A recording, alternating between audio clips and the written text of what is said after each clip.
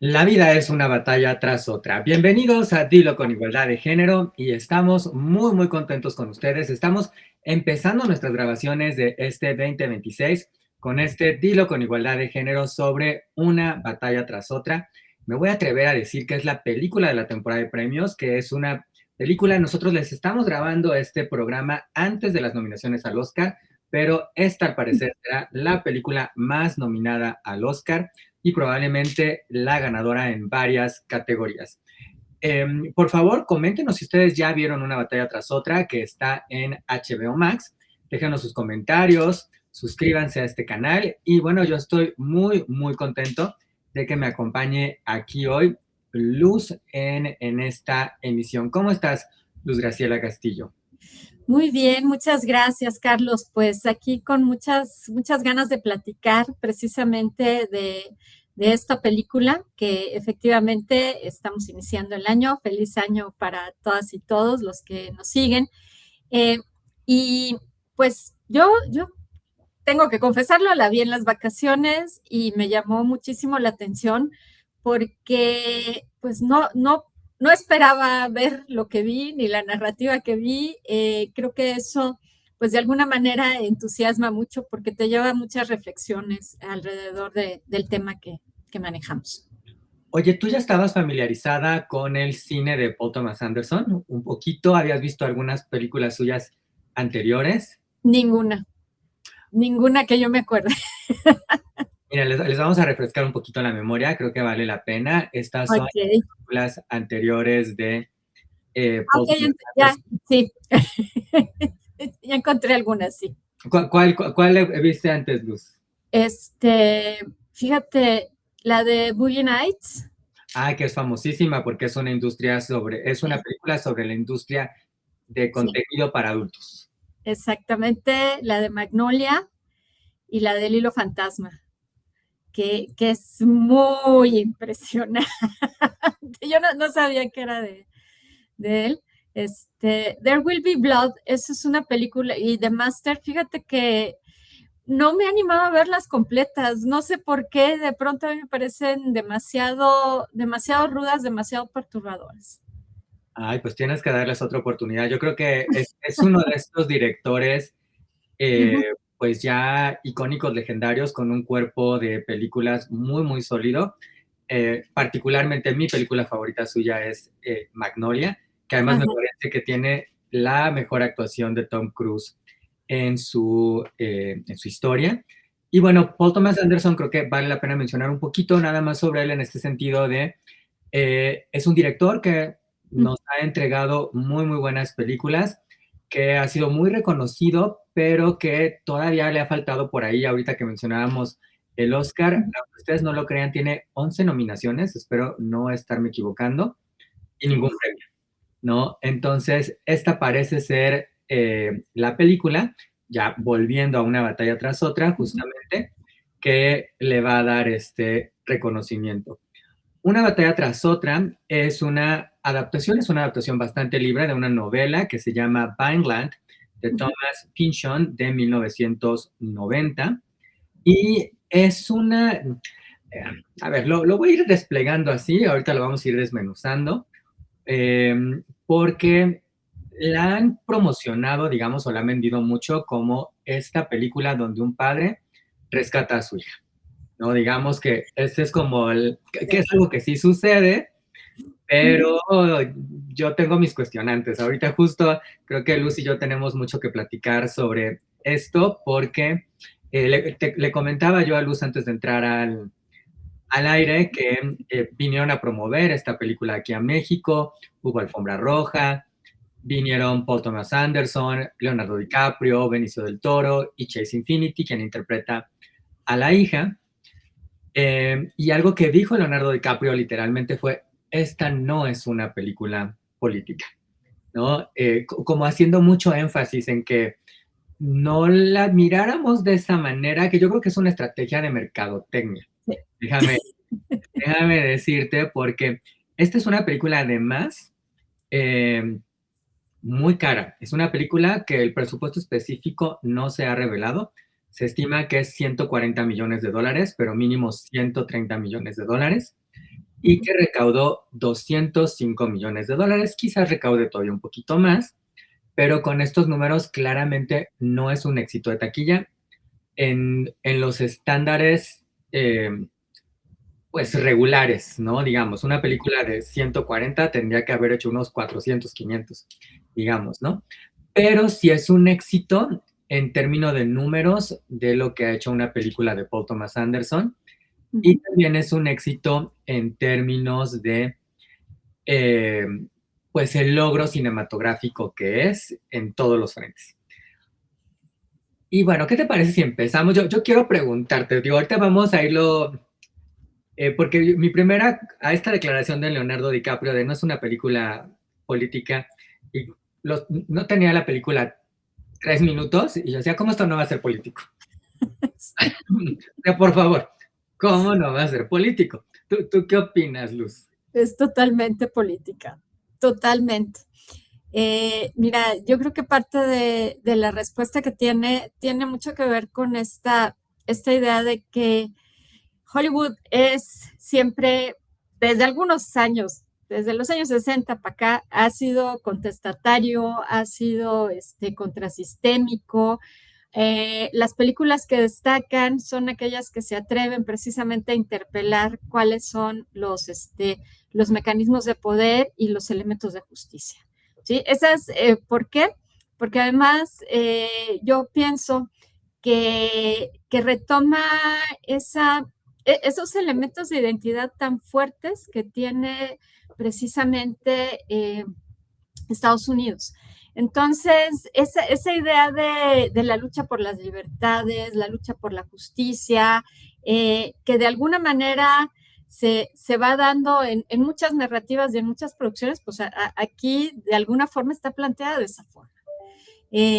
Sí tenemos que comenzar a darnos cuenta, o sea, ¿cómo no va a ser político si la primera escena, vale spoiler, ¿verdad? Si la primera escena es un grupo de personas que van a sacar de unas jaulas ahí a donde tienen presos a los migrantes, la policía de la frontera, los van a liberar y les van a dar la posibilidad de escaparse. O sea, eso es totalmente político. ¿Y cómo no va a ser político si precisamente la protagonista que estamos viendo aquí detrás de Sean Penn, Perfidia Beverly Hills, no es la que está moviendo todos estos elementos en donde pues sí hay explosiones, hay balazos y pues también hay violencia sexual? Sí, es que exacto, ¿cómo no va a ser? Y recuerden que vamos a tener spoilers, ni modo, se necesita que tengamos spoilers para que podamos platicarles de la película, pero créanos que pues justamente estos spoilers van con miras a que podamos profundizar más en la película.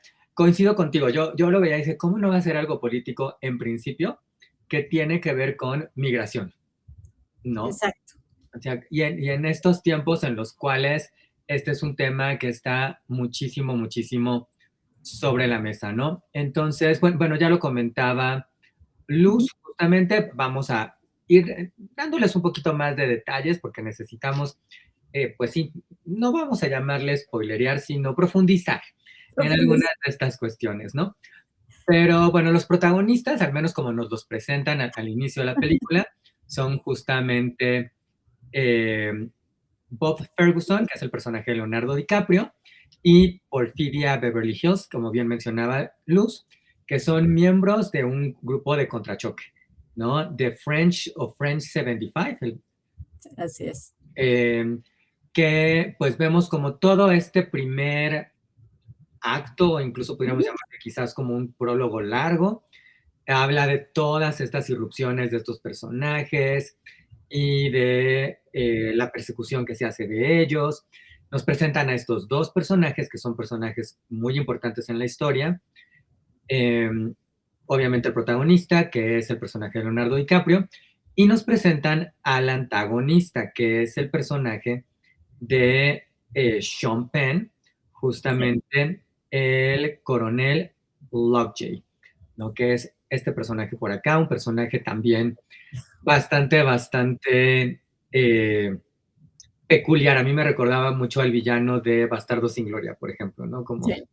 como con estas particularidades, ¿no? Y entonces el primer acto en realidad va de establecer la relación entre estos personajes, ¿no? Donde qué es lo que termina sucediendo. Bueno, pues Bob y Beverly tienen una hija, ellos están en pareja, justamente, a Willa, y eh, ella tiene que pues huir, digamos, después de ciertas situaciones para que pues los dejen en paz, ¿no? Estos otros personajes empiezan se ocultan, cambian de identidades, se ocultan, y años después, justamente, al personaje de Sean Penn, al detective Lockjay, eh, pues recibe información sobre dónde están y decide ir de nuevo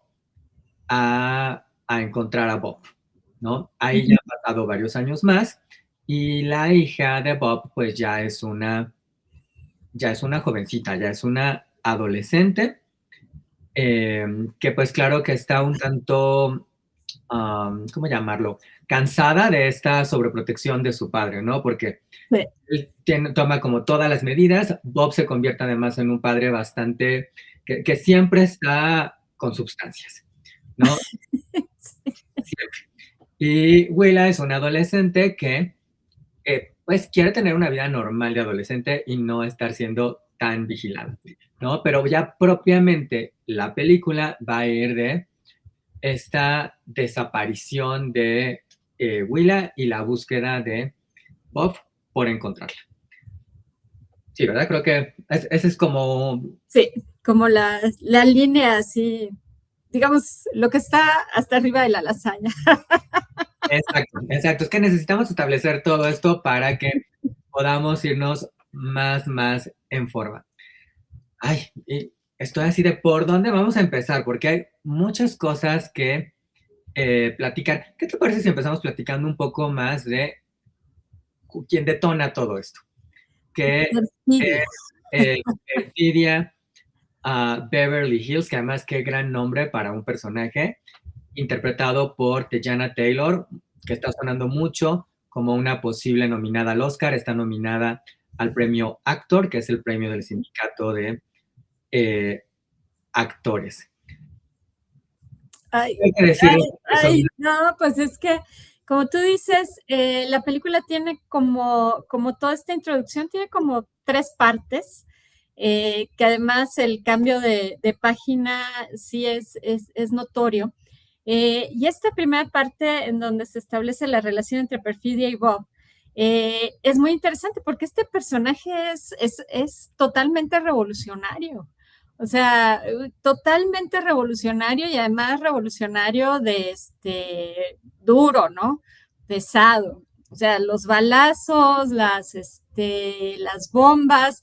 Si algo la vincula con Bob es precisamente su habilidad para el manejo de explosivos, la forma en que hacen las cosas y además una figura que tiene una libertad sexual tremenda. O sea, ella es el personaje más sexoso de toda la película, de toda la trama.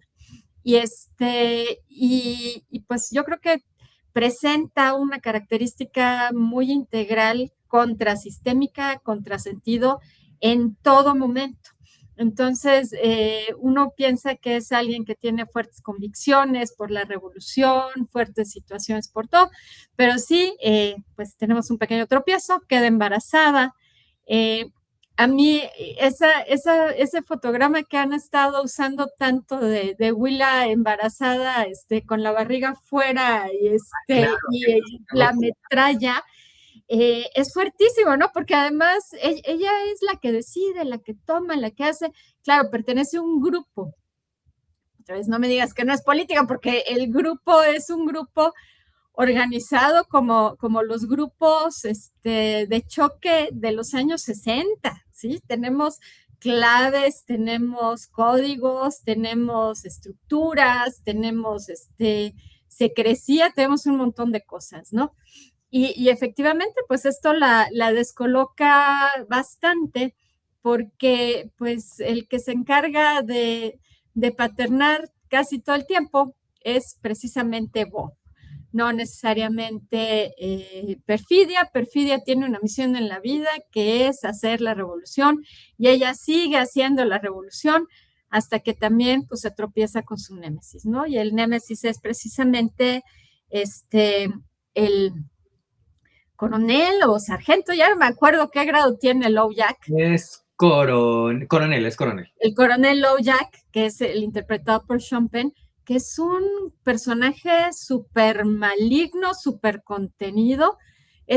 A mí me impresiona mucho, ¿eh? Yo he visto otras películas de Sean Penn y es una explosión ahí de emociones y demás. Aquí es un personaje sumamente contenido, y además malicioso, malvado, maldito y todo lo malo que puede uno pensar, que tiene intenciones además muy concretas en relación con toda esta trama, ¿no? Eh, pues precisamente a raíz de eso, pues se viene el cierre del primer capítulo que tiene que ver con una traición, ¿no? En el momento en que Perfidia, que además ya no es tan libre porque es madre, eh, pues tiene que tomar alguna decisión en relación con su vida y la vida de las personas que están más cercanas a ellas. Y Oye, eso... perdóname, es que creo que vale la pena, perdóname que te interrumpa, que vale la Ajá, pena profundizar o resaltar dos cosas. Uno es mujer, sí.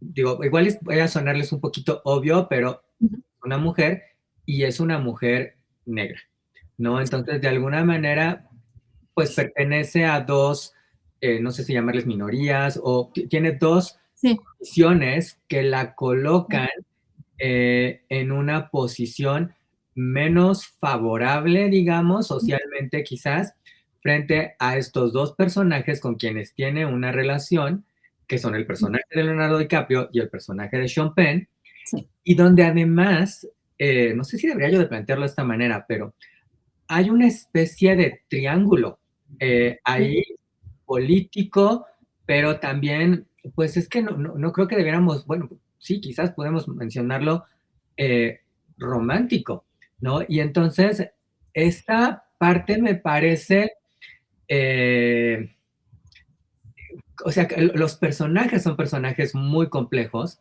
¿no? Porque, ¿cómo puedes pertenecer a estos bandos opuestos, pero ahora sí que durmiendo con el enemigo o intimando con el enemigo? Y no nada más en términos de ella, que quizás hay estos juegos que justamente, digo, lo vemos tanto en esta imagen y en la película los vemos en otros momentos, Ajá. donde ella toma el poder, ¿no? Y eso me parece muy importante porque generalmente Lockjaw es el personaje que está al mando, ¿no? Y además el personaje de Sean Penn representa la, eh, la autoridad, el poder del gobierno norteamericano, y este personaje de Sean Penn es un personaje blanco, o sea, que corresponde perfectamente a la hegemonía, pero pero que aún así no está en el escalón más alto, ¿no? Digamos, porque es una de sus aspiraciones que Sí. vemos a lo largo de la película. Él todavía quisiera pertenecer a esta élite de hombres blancos, todopoderosos, que lo controlan todo, ¿no? Entonces, esta parte de la relación entre los personajes que cuando yo iba pensando más en la película, decía, a ver, ¿cómo esto no va a ser político si cada uno de estos personajes está representando ciertas cuestiones sociales, hegemónicas, y las está, eh, pues, relacionando de ciertas maneras que son muy explosivas, ¿no? Y digo, todavía no le estamos llegando al fondo del asunto. Bueno, pero vamos por partes, pero ¿qué opinas? Porque me parece importante todo esto, ¿no? De qué representa ella, qué representa estos dos personajes y esta relación que tienen ellos de juegos de poder entre lo político, lo social y lo íntimo. Fíjate que pues estamos hablando de interseccionalidad, es decir, precisamente Perfidia es mujer, es negra, eh, pero viene de un hogar más o menos privilegiado porque sí tiene recursos. Sin embargo, pues ella estaría puesto en el esquema de interseccionalidad en el punto de la opresión, ¿no? Cosa distinta que tiene que ver el personaje de Joey Jack, que está más metido en el tema del privilegio, ¿no? Es blanco, es una persona de elementos de poder, y ese juego que se da entre estos dos caracteres es muy impresionante porque sí, efectivamente, pues la mayor afrenta que recibe Jack, la primera afrenta, yo diría la primera, porque tiene dos. La primera afrenta que recibe Jack es precisamente cuando la primera escena que tiene que ver con la liberación de todos estos migrantes detenidos, es ella quien de alguna manera lo somete, y lo somete sexualmente, ¿sí? O sea, y eso al hombre le deja suficiente gasolina como para seguirla persiguiendo todo el tiempo y cobrársela. O sea, porque una de las grandes preguntas es ¿de quién es el hijo? ¿De quién es la hija de Perfidia? ¿Es hija de Bob o es hija de Lojack?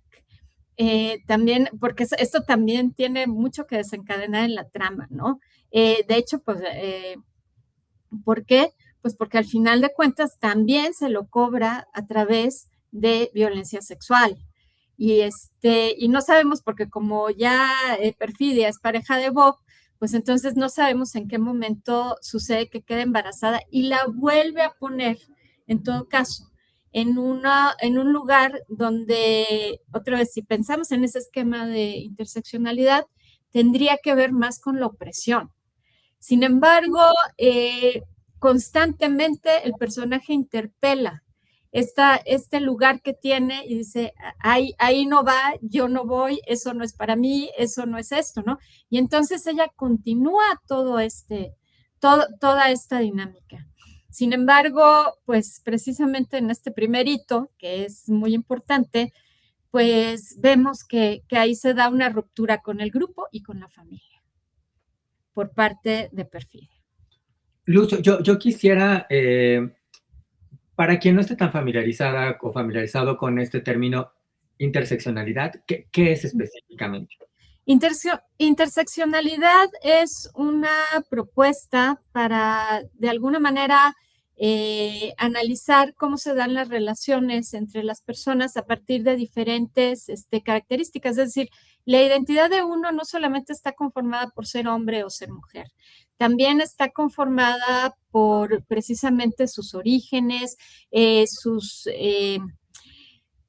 posibilidades, por ejemplo, de estudio, el tipo de trabajo, el tipo de relaciones que tiene, si entras dentro o fuera de determinadas características de grupos sociales, es decir, todo eso se intersecta.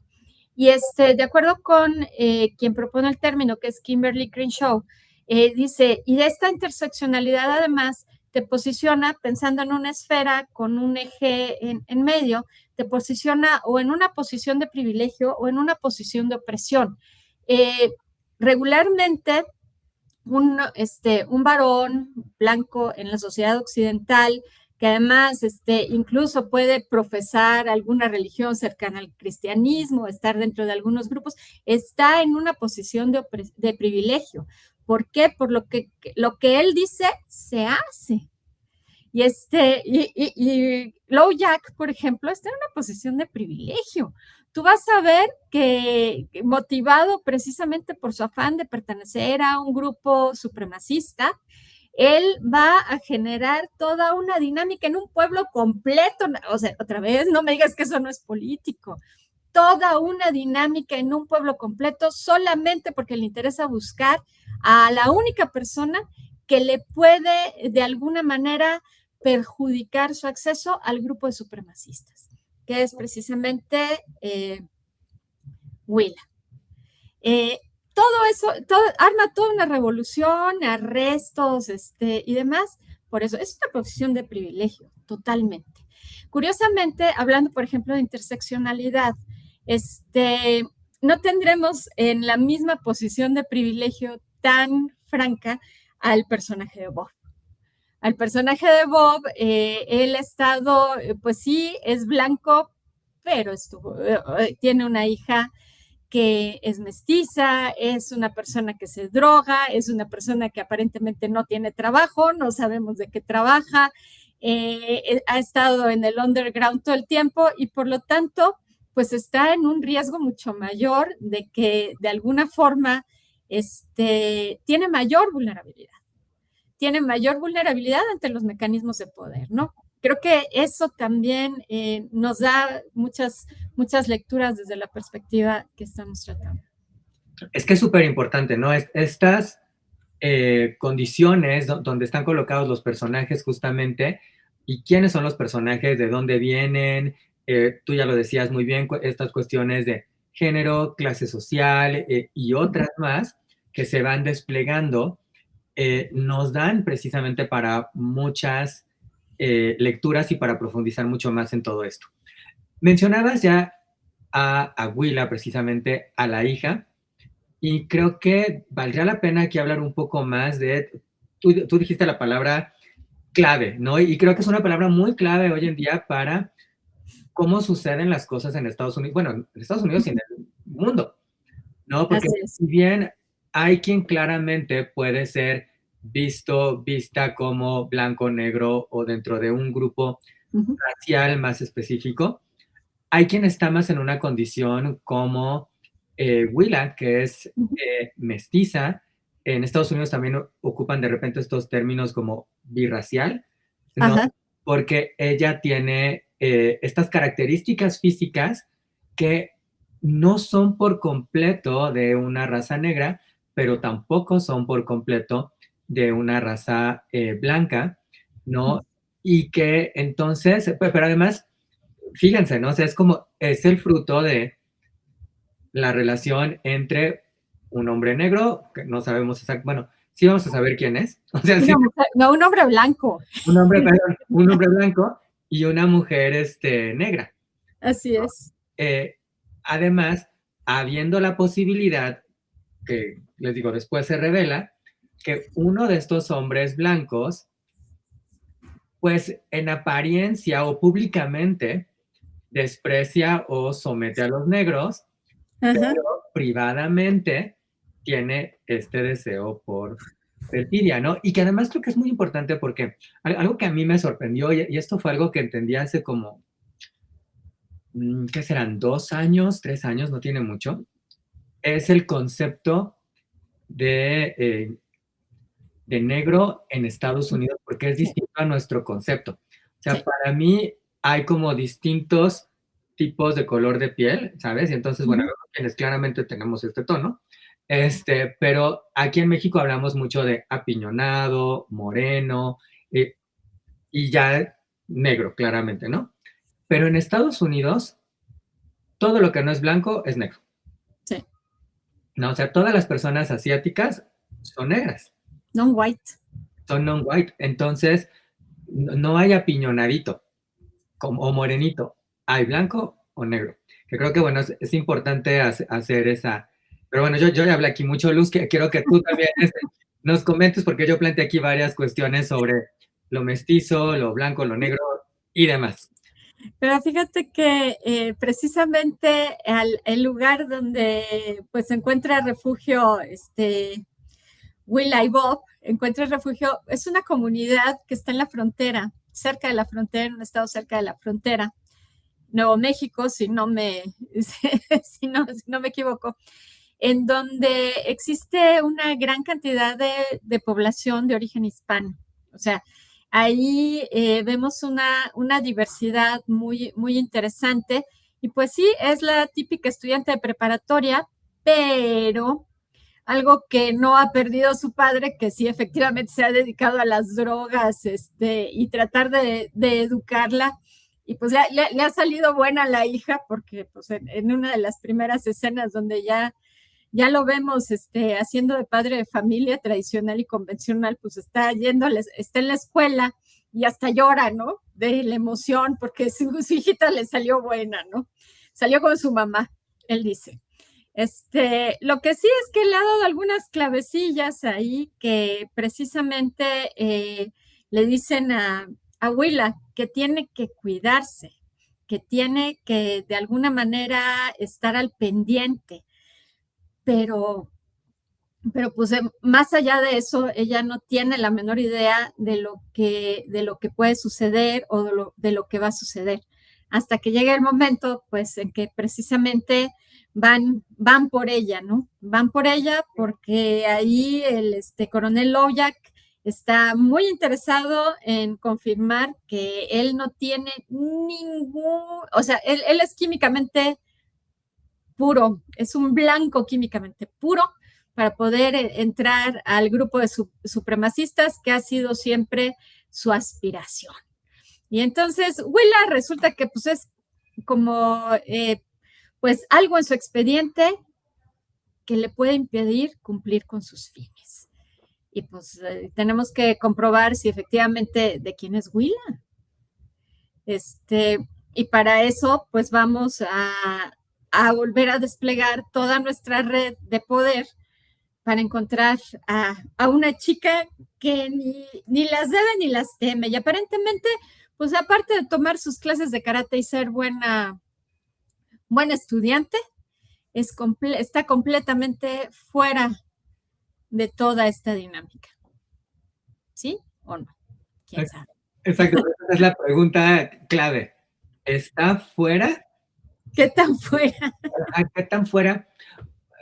Creo que es una muy buena pregunta y es una pregunta a la que digo, no vamos a dar seguramente ahorita la respuesta aquí o no lo sé, pero sí, que va mucho a esto y va a sonar como de broma, pero con las criaturas no, porque al final ella no tiene la culpa de su origen, pero su origen, pues de alguna manera la ha marcado y sí define pues cómo se ve y cómo es percibida y todo el contexto político que hay alrededor de ella, ¿no? Y que es justamente lo que sucede con cientos y miles de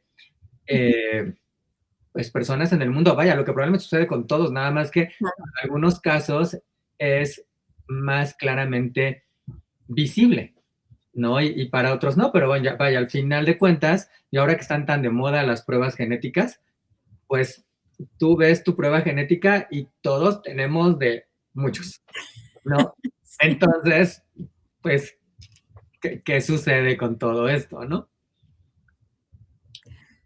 Oh, Oye, sí. mencionabas sus clases de karate, que creo que eso nos da oportunidad de hablar de otro de los personajes, que es un personaje maravilloso en esta película, el personaje que interpreta Benicio del Toro, que es el sargento Carlos, que es el profesor de karate de Willa, y quien pues de alguna manera ayuda a Bob cuando Bob tiene que pues volver a salir al campo y volver y encontrar a su hija. Y bueno, es un personaje muy divertido además, muy inteligente y bueno, interpretado también maravillosamente por Benicio del Toro.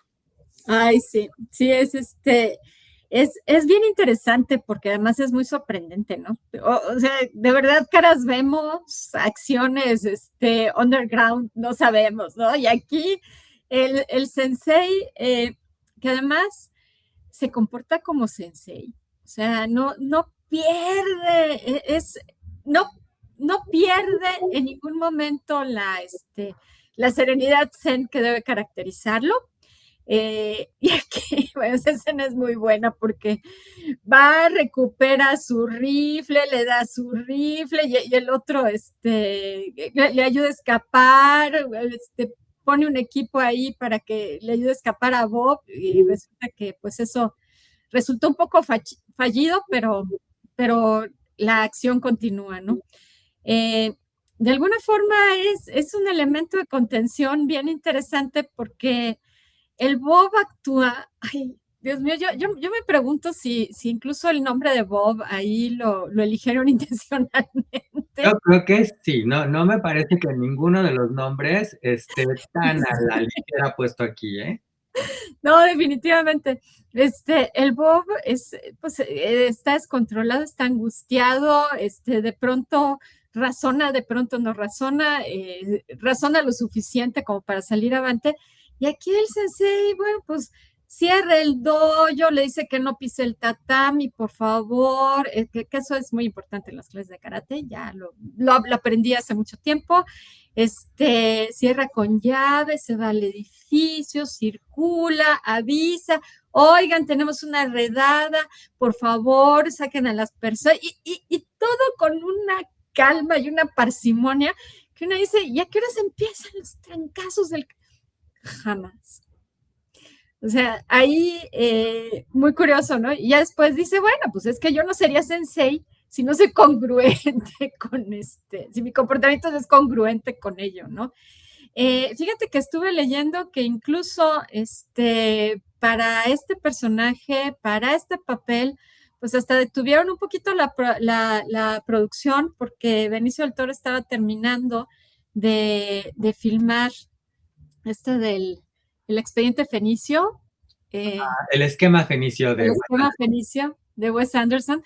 Y entonces lo esperaron y él hizo un par de observaciones y de comentarios que de alguna manera se tomaron en cuenta en el guión de la película, pero súper congruente. Y la verdad es que es un personaje así como que muy nodal, que articula muy bien todo esto, ¿no? No sabes qué papel va a jugar, que eso también es muy interesante, porque pues te pasan a la niña tomando su clase de karate y qué bonito y no sé qué, pero tú no sabes qué papel va a jugar y qué papel tan importante tiene hasta que estamos a la mitad en el momento en que se ponen fuertes los trancazos dentro de la población. Y nos damos cuenta, además, yo creo que tú lo decías, ¿no? Caras vemos, afiliaciones políticas no sabemos, ¿no? Porque Uh además es un personaje que pronto nos damos cuenta que claro que tiene una postura política y no nada más que la tenga, ¿no? Sino cómo está relacionado con la comunidad y qué participación tiene y demás, y cómo se convierte en un personaje muy importante después, pues justamente para apoyar a Bob y -huh. toda esta tarea que Así tiene, es. que pues no es nada sencilla, ¿no? Y que además, fíjate que está como en esta cuestión de, eh, pues el pasado no se queda en el pasado, ¿no? Sino Claro. nos construye, ¿no? Y esto creo que también es uno de los puntos importantes que plantea la película, ¿no? Porque de repente pareciera como, bueno, pues ya, ¿cuántos años pasan desde que conocemos a Willa bebé, Ajá. ¿sí? Hasta que ya es una adolescente, prácticamente una mujer, así. Y de todas formas, esto no se ha olvidado, ¿no? Sigue Claro. formando parte de todo esto que la película va desarrollando. Exactamente. Oye, y creo que aquí, a ver, estoy pensando en cómo voy a plantear esto. Porque al final, a ver, la película, ellos dicen que esto no es una película política, ¿verdad? Pero bueno, entre el decir y el hacer hay muchas diferencias, ¿no? A mí me parece que claramente es una película muy, muy política. Y ahora, no sé cómo interpretes tú esto, Luz, pero yo lo pensaba también un poco en este sentido. O sea, me parece que lo que hace, y esta puede ser una interpretación de muchas de la película, es la historia va de un padre tratando de proteger o de rescatar a su hija. Uh -huh. ¿Pero acaso no el Estado es nuestro padre?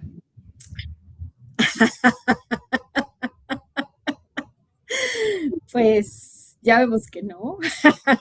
O pareciera serlo, o quizás lo sea, No, no lo sé, o sea, es a lo mejor un poco, porque vaya, se supone que el Estado es este El regulador, el regulador. proveedor, el que mantiene la paz y mantiene la justicia. Ay, pues es que oye, esa pregunta sí ya es política, caray.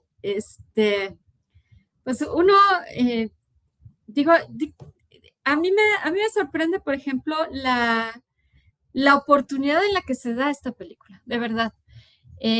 Cuando y no es que en administraciones anteriores no haya sucedido lo mismo, ¿no? Pero, por ejemplo, en la pasada, la administración antepasada que tiene al mismo titular que tiene en este momento en los Estados Unidos, pues hablaban mucho de esos centros de detención que eran, pues estaban casi a la intemperie, que metían a las gentes en jaula, que de ese discurso de decir es que estos son los malos y nos vienen a contaminar, estos son los que vienen a aprovecharse de nosotros y de nuestros recursos y que por lo tanto hay que contenerlos, etcétera. O sea que es un discurso pues de segregación, un discurso muy fuerte que para quien está precisamente dentro de los esquemas de privilegio, regresando a esta idea de la interseccionalidad, pues les interpela mucho, ¿no? Porque, pues, ¿dónde quieres gastar la energía? En contener a todas estas personas que vienen de situaciones de opresión y que además esa opresión es muy física cuando lo pones en el entorno. Y qué hace el Estado? Pues mantener a los elementos de privilegio, o sea, mantener el discurso con los simpatizantes, con todo lo demás. ¿Por qué? Porque finalmente, pues tiene que ver con otras ideas que tienen que ver con las voluntades y con la democracia y shalala, shalala, shalala, ¿no? Aquí vemos a todos esos grupos que tienen un discurso distinto, que tienen una posición en donde tienen que estar manteniendo un lugar, invirtiendo tiempo, energía, recursos para hacer una vida digna, para lograr una vida digna para más personas y no solamente para los que tienen, o sea, los que están en la punta de la pirámide, que se quieren quedar ahí y que no observan que el resto de la pirámide en realidad está sostenida por por todas estas personas que viven unas dinámicas distintas, ¿no? Yo creo que no. Además, yo siento algo de, incluso estas, estos sumamente privilegiados, supremacistas, este grupo que ahí dices, ay, o sea, pues es uno de los... mm, Ahí sí no quiero hacer spoiler, fíjate. Ahí sí no quiero hacer spoiler, pero este grupo resultó ser el solucionador de toda la trama. Ujú. Eso a mí me parece, me parece muy, pues no sé, me parece un retrato de efectivamente cómo son las estructuras sociales. Y no quiero andar más, porque sí, efectivamente, cuando dices una batalla tras otra, un padre en busca de su hija y no sé qué, yo tuve que convencerme de ver la película, te quiero decir. ¿Tuve culpa en que te convencieras o no? Sí, tú tuviste que ver en eso, ¿no? Y dices, véanlo. Y dije, bueno, pues vamos a verla, a ver qué. O sea, porque Seguro el me nominado gusta al el Oscar cine. debe vender ¿Mande? un poco. Seguro el nominado al Oscar debe vender un poco. Pues sí, ¿verdad? No, pero fue antes ya dije, pues tiene a Sean Penn, que Sean Penn me parece un actor muy sólido, muy consolidado. Tiene a Leonardo DiCaprio, que a mí me encanta Leonardo DiCaprio porque lo que le pongas enfrente lo hace. O sea, pero cuando la vi la primera vez dije, pues ha de ser como de Rambo, ¿no? O sea, esperas ver al DiCaprio ahí saliendo, o sea, así con su rifle. Esa foto del rifle, a ver, discúlpeme, no es lo que ustedes se imaginan. No, En absoluto. O sea, tú esperas que termine la película como terminan las películas de Rambo, con las nubes y explosiones atrás, y el Rambo saliendo así en cámara lenta, todo raspado, armado, pero con cara de macho. No. Ay, sí, no. A pesar de que la barbita tiene mucho de la cara de macho y no sé qué, olvídate. No es una personificación en ese sentido. Es una dinámica social muy compleja, en donde yo creo que sí te quieren decir, oye, pues si no es una película política, por lo menos cuestiónate cómo son los elementos de poder y cómo esos elementos de poder, cuando estás en la punta de la pirámide, crees que puedes hacer cualquier cosa. Y cómo hay personas dispuestas a que no se haga cualquier cosa. Y cómo sí también es muy, puedes tener muchas lecturas interseccionales ahí, porque precisamente es eso. O sea, cómo hay quien piensa que todavía lo que es justo puede ser para quienes menos privilegios tienen, para quienes están en una situación de opresión? Y ahí las historias pues no son precisamente con decoraciones, ni estrellitas, ni cosas así, sino decir, bueno, tuvimos una perturbación en la atmósfera, pero la vida sigue. Y la vida sigue pues tratando de hacer lo que por convicción nos corresponde hacer. Creo que esa es para mí una lectura muy interesante. Y por eso creo que es un planteamiento de película pues muy buena, porque no es de las películas que de repente sí dices, ay, qué ironías, ¿no? O sea, es irónica, pero no es cómica. no, No cae en los absurdos. Hasta el personaje de Bob, que de pronto es muy tragicómico, pues como que se contiene, no es ridículo, eh, porque es más bien un hombre que se ha dejado de sí, ¿no? Y que sí, sí, la de la clave secreta, ay Dios mío.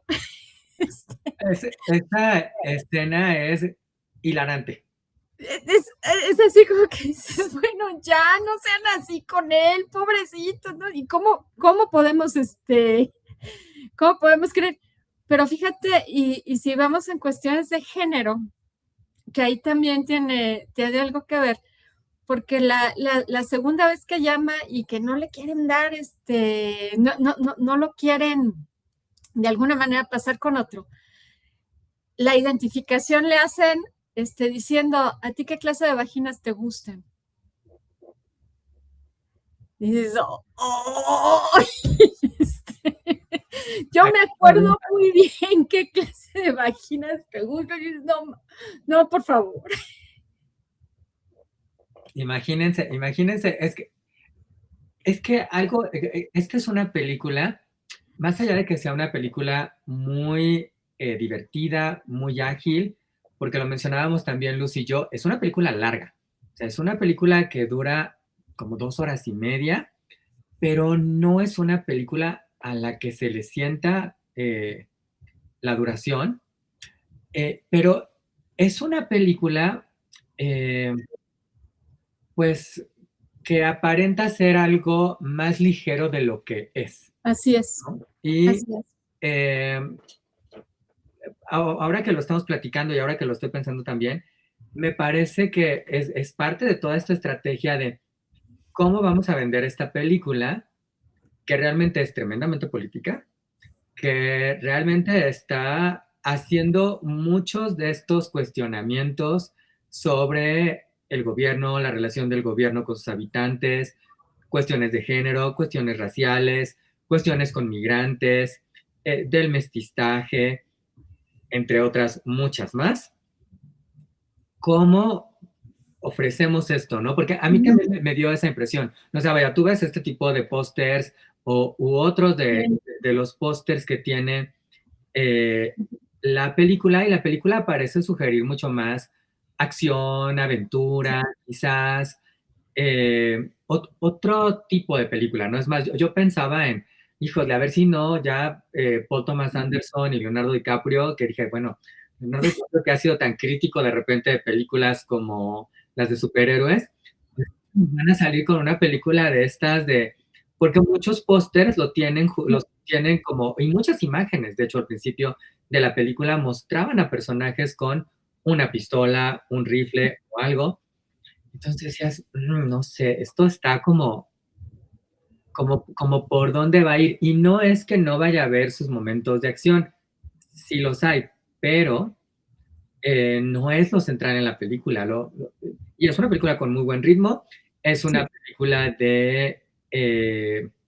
pues de mucha persecución, digamos, ¿no? O sea, también eso es algo que está de forma constante, pero es una película que sabe muy bien cómo plantear eh, los diferentes personajes, los diferentes escenarios, los diferentes temas. Y creo que también es muy inteligente y muy hábil en el sentido de lanzar estas preguntas, o si nos queremos poner muy a tono, lanzar estas bombas, ¿no? Y que Ujú. vayan explotando por ahí. Y creo que, vaya, en ese sentido, a lo mejor tanto Paul Thomas Anderson como Leonardo DiCaprio le juegan mucho en este sentido de, pues, lo que tú interpretes, ¿no? O sea, como que no está en y que creo que ha sido benéfico para la película, porque de otra manera pudieran caer en algo como, por ejemplo, el año pasado, El Aprendiz, que fue una película muy, que dividió opiniones por Ujú. completo. Digo, claramente es una película que además habla del presidente de Estados Unidos, Ajá. entonces era muy blanco o negro. Y esta se colocó mucho más en los grises, lo cual creo que también le ha permitido pues más visibilidad, digamos, ¿no? Ujú. En ese sentido. Así es. Oye, Luz, para terminar, yo quisiera, bueno, independientemente de preguntarte, si tienes alguna conclusión, algún comentario final, desde luego, alguna recomendación para cuando se esté viendo esta película, pero me gustaría recordar la frase final, que me parece también es una frase muy importante y que pues lanza muy bien el dardo de a dónde va esto o cómo Ujú. redondear esto. Porque la frase final es, la libertad es no tener miedo, Así es. ¿no? Y esta película pues justamente nos está planteando pues el miedo de Willa, que ni sabe por qué la debe, la pobre, el Ujú. miedo de Bob, los miedos que plantearon al principio, pero incluso también Claro. los miedos del pobre, bueno, iba yo a decir pobre, imagínense, no sé si debería decir pobre, de Lovejoy, De Love Jack. exacto, del personaje Sean Penn, porque igual sin hacer spoiler, pero si de repente hay esta pregunta ahí en el aire de qué tanto se puede pertenecer o no se puede pertenecer a algunos grupos, o Claro. si habrá la posibilidad en algún momento de que eso suceda, o simplemente es una ilusión que existe. Pues yo creo que tiene mucho que ver con eso. O sea, la libertad es no tener miedo, que de hecho creo que lo reitera por ahí el sensei también en algún momento, eh, porque pues es actuar con responsabilidad y con conciencia de que no esperamos un final con corazoncitos, unicornios, arcoíris y demás, sino el decir, bueno, atreverte a hacer lo que tienes que hacer. Este, superar, el miedo va a estar ahí, pero pues superar ese miedo significa pues, dar un paso más allá de aquello que te constriñe, ¿no? Eh, y por ejemplo, pues sí, el miedo pues es una variopinta emoción que de alguna manera te lleva a actuar o a someter tus acciones en cierto sentido, ¿no? Eh, a mí sí me gustó mucho eso, ese cierre. Y además otro cierre, yo ya te lo comentaba, ¿no? Eh, Hay una canción que que es muy popular, pero que tiene casi 100 años, que se llama Perfidia, como el personaje de Teyana Taylor. Y la letra dice: mujer, si puedes tú con Dios hablar, pregúntale si alguna vez te he dejado de adorar. Y al mar, reflejo de mi corazón, las veces que me has visto llorar la perfidia de tu amor. Y esta canción se ha grabado en diferentes idiomas, con un montón de cantantes. De hecho, es mexicana. El compositor además es chiapaneco, cosa que yo no sabía hasta que estuve investigando un poco. Pero cierra con ese bolero, y cierra con el bolero en español. Creo que también ahí hay un mensaje muy particular, porque Perfidia, si bien la vemos salir por la frontera, Carlos, Sí, salir por la frontera de Estados Unidos a México, sale de la película transitando la frontera. Ay, por favor, no me digas que no es político. pero además el nombre, Perfidia. Perfidia. Perfidia significa, o sea, ¿qué nombre? O sea, está como en este grupo de nombres como Esperanza, Dolores, que, que dices, híjole, qué peso tener un nombre como Sí. Perfidia, que significa deslealtad, traición o quebrantamiento de la fe de vida. O sea, imagínense, les estoy leyendo aquí la definición literal de lo que es perfidia. Exactamente. O sea, sale de ahí y sin embargo deja a dos hombres completamente fuera de ellos mismos, precisamente construyendo toda una narrativa en esta película, ¿no? Yo creo que es un personaje poderoso que además dentro de la trama sale en el momento justo y tiene la virtud, el director, de no regresarla. Sí. Yo creo que eso también es anticlimático. O sea, ¿por qué? Porque no es una película de superhéroes. Es esa película de cómo se enfrentan algunas situaciones y cómo cuando respondes a las situaciones, pues vas construyendo elementos para entender que elegir pues, con libertad significa pues superar, no dice quitar, no dice destruir, sino pasar de ese miedo, que esa es una de las principales batallas, ¿no? Que vamos con una batalla tras otra. Con una batalla tras otra. Ay, es que qué película. O sea, la verdad es que ya nos vieron aquí a nosotros cómo estamos pensando esta película, repensándola, dándonos cuenta de otra serie de detalles, de elementos, de lecturas que hay en esta película, porque, vaya, creo que eso es lo verdaderamente maravilloso de una buena película, de una buena obra de arte, que siempre descubrimos algo nuevo, ¿no? Y vaya, además, en este caso no nada más es una buena película, una buena obra de arte, sino es muy entretenida, divertida, es emocionante, ¿no? Así que creo que es una muy buena recomendación. Si ustedes no han tenido oportunidad de verla, véanla, por favor, está en HBO Max. Ya como se los mencionaba yo, bueno, es una segura nominada al Oscar, muy probablemente la ganadora del Oscar. Y bueno, habrá que ver cómo sigue este trayecto de una batalla tras otra. Luz, muchas gracias por estar aquí con nosotros en este Dilo con Igualdad de Género. Sé que siempre nos recomiendas las redes de la Escuela de Humanidades en la región Ciudad de México, que pueden encontrar aquí en el cintillo, igual que las redes de Blue Media. ¿Algún proyecto en particular que quisieras destacar o algo que venga que nos invite Pues, a 2026? pues no en este momento, pero quiero hacer presente una reflexión de una escritora argentina que además es guionista y que tiene pues unas producciones muy interesantes, que se llama Claudia Pineiro, que dice que en estas épocas oscuras de incertidumbre, el arte siempre es, pues yo diría que como un recurso que nos permite pensar mejores posibilidades y mejores horizontes. Entonces, pues sí, hay que acercarse a la literatura, hay que acercarse al cine, hay que acercarse a la música, hay que acercarse a la pintura.